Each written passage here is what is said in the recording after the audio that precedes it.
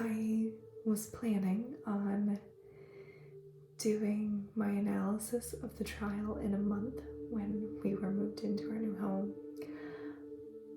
But I was so excited and I wrote out my notes and I couldn't wait to do it. And so here I am sitting in the middle of the night making this video. And I'm so excited to do this. And when I begin an analysis, I usually say a line from the work, and then rather than doing a summary, I talk more about the essence of what I think the story is saying. And so here is after months, here is my interpretation of the trial. It is not necessary to accept everything as true. One must only accept it as necessary. A melancholy conclusion, said Kay. It turns lying into a universal principle. I want you to imagine that you're in a classroom. Everyone sits up straight and is paying attention, except for you. You like to rock back and forth and sit cross-legged in your chair. You tap your pencil and hum to yourself because that helps you retain information better. Of course, there is nothing wrong with this, not when you look at it in that instant. But when you give the context, this is a classroom setting, and in that setting, it is very inappropriate. And people somehow know this, but they don't really realize why they notice this is inappropriate.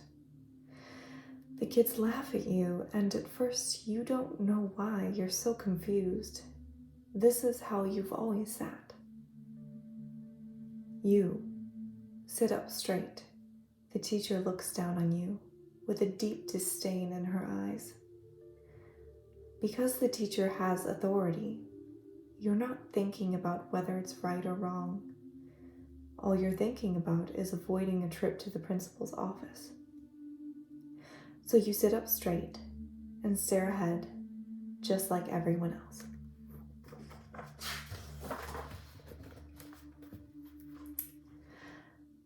A few weeks later, someone new is in your class. You've started to get used to the idea of sitting up straight and had almost forgotten how comfortable you felt.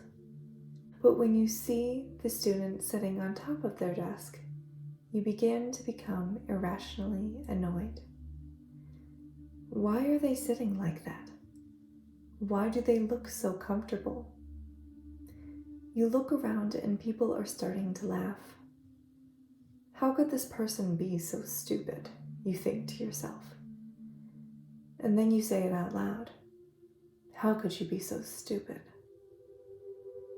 And when you hear the class roar with laughter, your feeling of shame you had before is replaced by a feeling of power. Turn your awkward actions on someone else, and people will forget you ever did it in the first place. Later, you're walking in the hallway and pass your classroom, and your teacher is sitting cross-legged at her desk, thinking, rocking back and forth. Confused and a bit enraged now, you ask your teacher, "Why would you sit like that? I thought we weren't supposed to." The teacher becomes embarrassed as her authority is challenged. "Get out," she tells you. "You'll get a detention for that." The teacher thinks to herself, "How dare this child try and question me and my authority? It's different for me. I can sit however I want." To make sure you don't challenge her authority again, she gives you an F on your paper. Is it wrong for her to do so? The better question is, Does it matter when she's the teacher? What are you going to do? Nothing. It's the same when you don't want to invite someone to your party because you feel uncomfortable. But your mom tells you that you have to. It is the right thing to do because we don't want people to feel left out.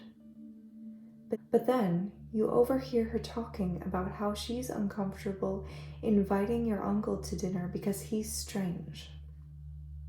If you bring this up to your mother, you're told that this is different for her, and you don't understand.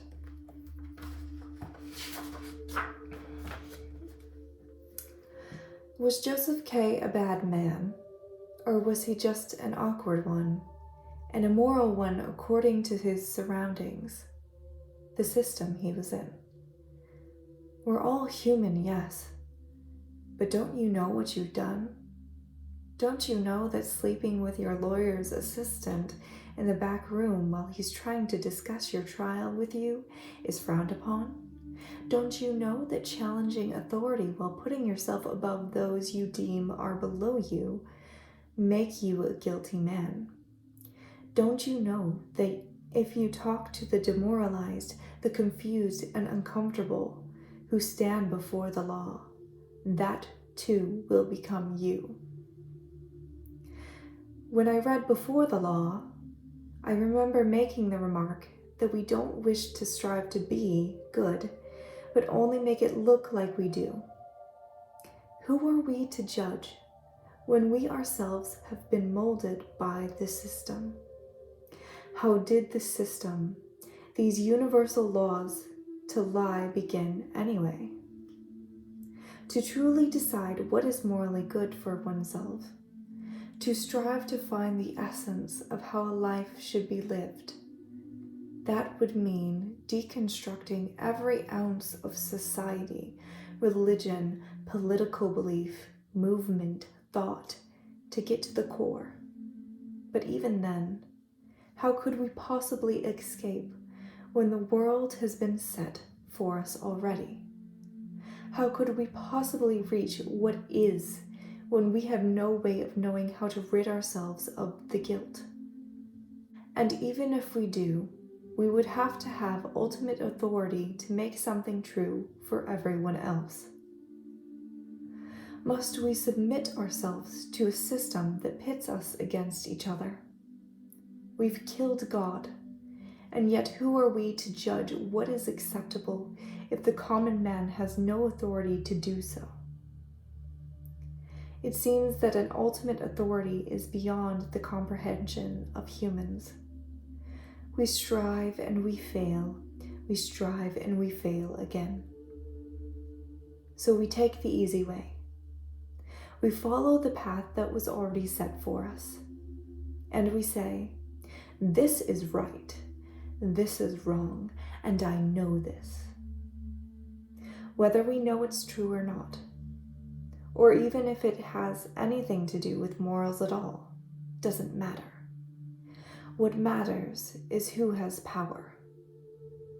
We lie to ourselves, to others, because that's the only way we can survive.